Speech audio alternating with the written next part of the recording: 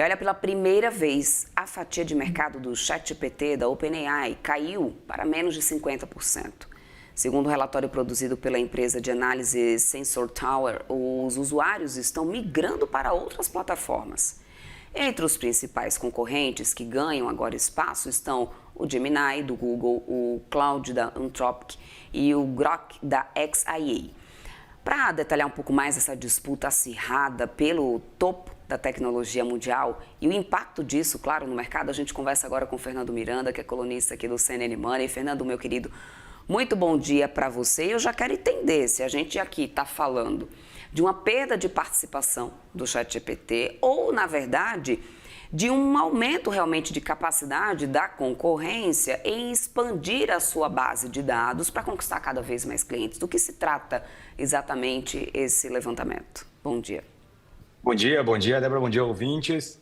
O que está acontecendo é o seguinte, basicamente, no mesmo momento que a ChatGPT perdeu esse topo de ser quase monopolista, ela também estava batendo recorde de usuários, bateu mais de 1 bilhão de usuários semanais. Como é que pode uma empresa que está crescendo estar perdendo fatia de mercado? Simples, o mercado cresce muito mais rápido do que a própria ChatGPT está crescendo. Então, o que acontece é, hoje, o Google está botando o Gemini em todos os lugares que ele pode. Ele tem a melhor capacidade de distribuição. A Meta está colocando o modelo deles aonde ela consegue. Você entra no WhatsApp, tem IA agora. Você entra no Instagram, tem IA agora. Você tem a Anthropic sendo cada vez mais acessada, né? O cloud cada vez mais acessado pelas pessoas que são entusiastas de IA.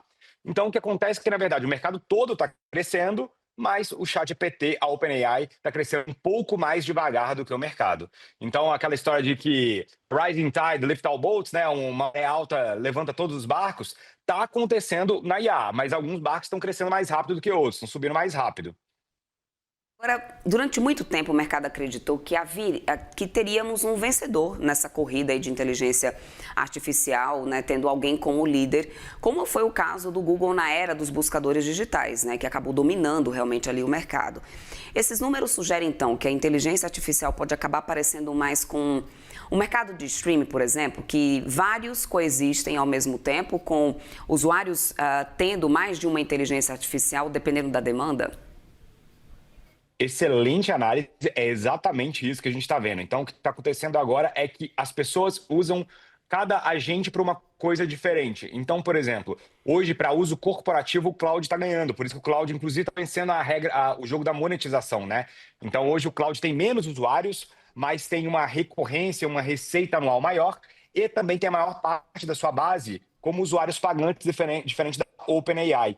Então, o que você está vendo é que cada IA está servindo a um propósito diferente. O Elon Musk acabou de comprar a Cursor, que é uma inteligência artificial muito voltada para código. Então, é bem mais parecido com o streaming do que com o mecanismo de busca. Inclusive, o que essa análise que fez essa análise do OpenAI caindo para menos de 50%, o que eles falam é que a pessoa usa 2 a 3 agentes, às vezes no mesmo dia, para tarefas diferentes. Então, é natural que isso aconteça. O jogo hoje, até da própria OpenAI, da Anthropic, das outras, é menos o número de usuários que eles querem ter, e sim o jogo corporativo, usuários que pagam mais. Então, hoje o que você vê, as grandes empresas de inteligência artificial focando, são nessas grandes contas. Teve aquela briga ali pelo Pentágono, teve aquela briga ali pelas grandes corporações, e é onde a atenção deles está focada agora. Então, esse jogo aqui de usuários B2C, assim, é mais que uma métrica de vaidade do que eles estão preocupados de fato. Agora eles estão buscando essas grandes contas de receita corporativa. Você deixou aqui justamente o gancho para a minha próxima pergunta, né? Se a disputa aqui se tratava de qualidade ou de realmente ver quem está disposto a pagar mais. Em termos de qualidade, né, de modelo, a gente encontra mais ou menos a mesma coisa entre essas plataformas, ou você acredita que ainda há uma diferença importante que justifique o usuário ousar a pagar mais ou não? Para a realidade do usuário comum, ele nem usa 10% do que a inteligência artificial consegue entregar. Então, na verdade, para o usuário comum, para ele é muito mais importante contexto do que potência. Você quer que o seu chat GPT lembre quem é você, lembre das suas últimas conversas, saiba mais ou menos quem é seu filho, sua mãe, que peso você tem, para você poder manter as últimas conversas. Então, a OpenAI, ela ganha porque ela começou primeiro, então tem muito contexto. Agora, de capacidade computacional, de capacidade de resolver problemas complexos, Tem outras IAs que aí são consideradas melhores no mercado, dependendo de qual tarefa que você vai fazer. Escrita criativa com Cloud, codar com Cursor, busca com a Perplexity. Mas no final das contas, o que a maior parte dos usuários quer é contexto. Agora, quando você vai para esses grandes usos corporativos, entra um outro porém, que é o custo. Então, acaba que se você tem uma plataforma muito poderosa, mas o custo é muito alto, também fica inviável para a empresa. A gente teve agora até muito anedótico, a gente teve algumas empresas agora tentando recontratar os seus desenvolvedores porque a IA ficou mais cara do que o próprio ser humano. Então, também o custo vai virar uma outra regra. Quem consegue produzir inteligência de maneira mais barata. Então, esse jogo ainda está longe de acabar para a gente saber quem que vai ganhar aí a coroa das IAs, mas eu acho que não vai ter um rei só, não. Acho que vão ser vários reinos aqui e que a gente vai passar por todos. Agora, com certeza, está todo mundo tentando desenvolver o melhor modelo. Eu vi até uma entrevista do Sam Altman, ele, que é o CEO da OpenAI, falando, cara, a gente está menos preocupado em aumentar a capacidade computacional e cada vez mais preocupado na interface ter melhor. E aí entra a segunda fase das inteligências artificiais, que a gente vai ver em breve, é por isso que eles estão precisando de captar muito dinheiro, que é a fase dos hardware, né? Os celulares com IA embutida, as carteiras com IA embutida, os óculos com IA embutida, que a Meta está vindo muito na frente aí com a Meta Glasses.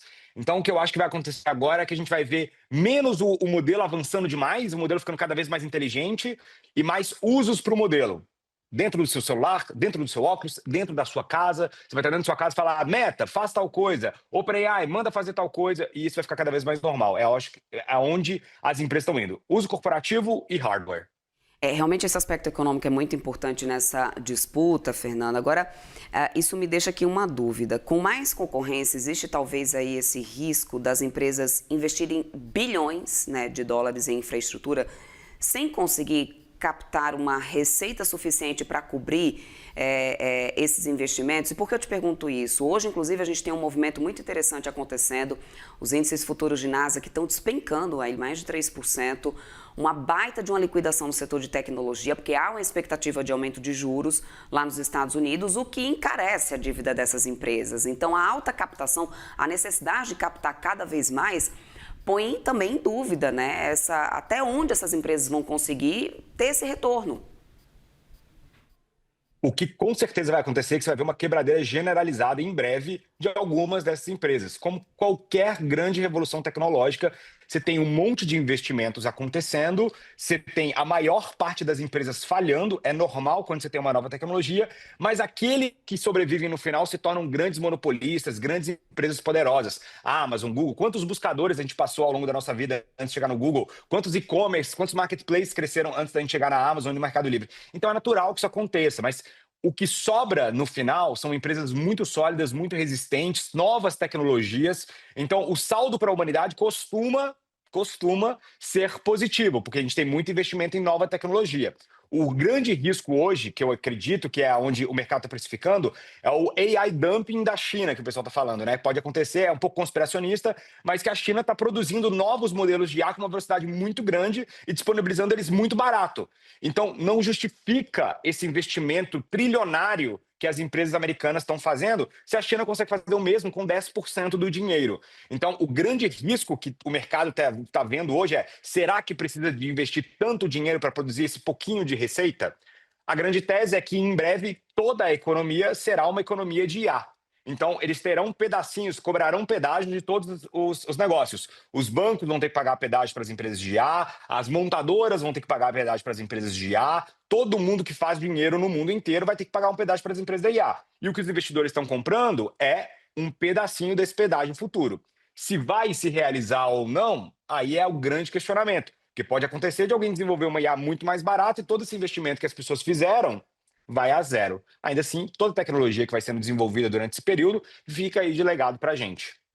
Perfeito, Fernando Miranda, colunista aqui do CNN Money, muito obrigada por trazer aqui mais detalhes desse levantamento. Até mais. Bom dia. Tchau, tchau.